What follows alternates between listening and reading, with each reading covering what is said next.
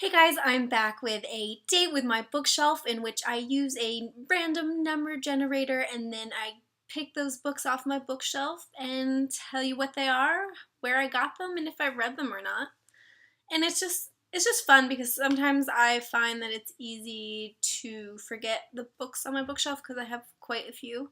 So I like to gauge interest if my readers and subscribers have ever read it and just really talk about what I have on my shelf. And it's a great way for me to further gush about books that I loved and have read. So the first book that I pulled off my shelf is Wish You Were Italian, Italy. Oh my god, the best kind of armchair adventure you can have. And right now I can't really travel a lot and it sucks.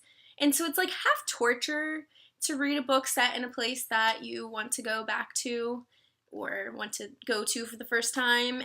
But it's also awesome because I'm like, yes, travel, give me some gelato while I read this book and life is good. I'm excited for this one. I have not read it yet. It comes out May 6th, yeah, from Bloomsbury. I got this from the publisher for review. It was one I was definitely anticipating for 2014. Debut author. Basically, the main character goes to Italy for a summer art program. I mean, awesome opportunity. And then she decides that she does not want to do what her parents approved of with the art program. And she meets a girl who offers her a job and a place to live, so she decides to ditch the summer program and go and have an adventure. And one of the things she wants to do while she's in Italy is fall in love with an Italian man. I mean, really. Whew. And I've been to Italy. There are some good-looking men there. And she does, but she also meets a really sweet American student who is also over in Italy. And so she's trying to balance her love life while also trying to make sure her parents don't figure out she's not actually doing the summer program that they paid and sent her to Italy for. So this sounds really fun, like definitely a perfect beach read kind of book, and I can't wait to read it soon. So let me know if you have read this one or if you are anticipating or if it sounds like something that you'd be interested in. I definitely love books that are set abroad, so also leave in the comments a book that you love that's set abroad. I loved Anna and the French Kiss. I mean, probably so does everyone else, but I like books like that. The next one is a book I have read, and it was one of my favorite books last year, so I am excited when I got to pull this off the shelf and talk about it. Two Boys Kissing by the infamous David Levithan, who I love oh so much.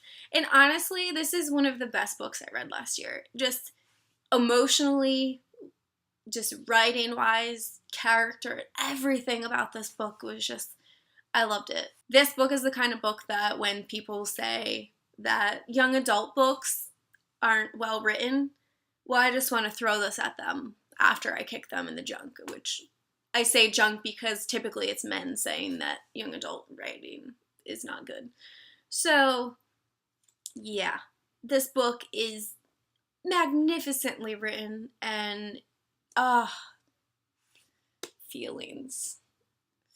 Basically, it's centered around two boys who are going to break the world record for the longest kiss.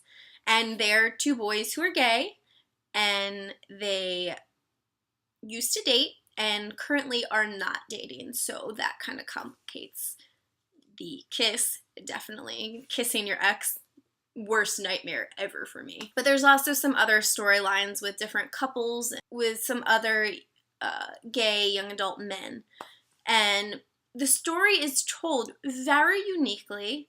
It is told through a Greek chorus, if you're familiar with that.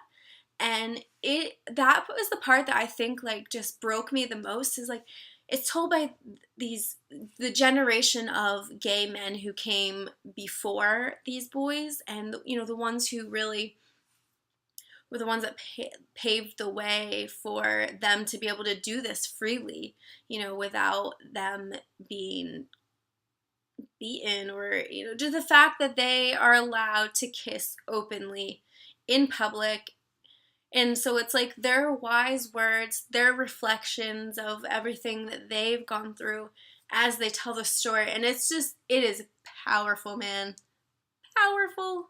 And I'm getting all like emotional about it because I love this book so much and it really impacted me. So read it because I'm just gonna maybe keep pulling it off my shelf until you do. The last one I pulled off my shelf is one I have not read, but I got for review quite some time ago.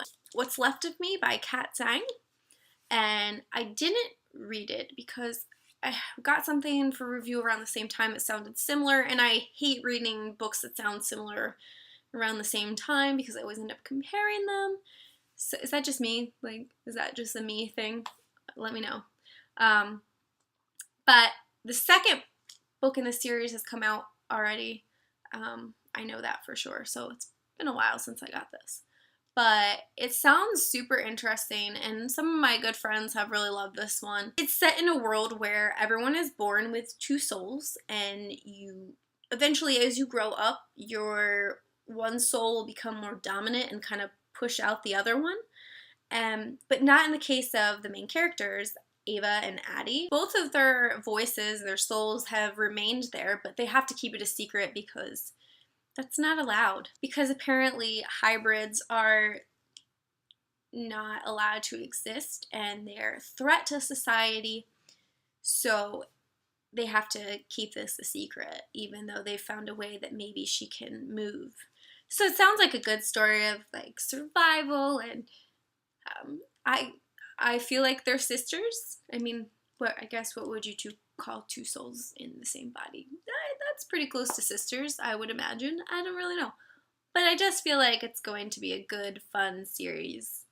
You know, I love anything rebellious. So the fact that they are these hybrids, and there are hybrids who are locked away for trying to coexist, it intrigues me. So let me know if you have read any of the books that I have talked about. Wish You Were Italian, What's Left of Me, and Two Boys Kissing.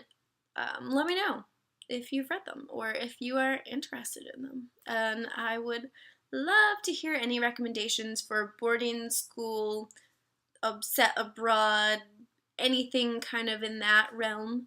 Any recommendations for me because I love that. Love it. So that is it for this time. I'll be back in a couple weeks, hopefully, and I hope you've been reading something good.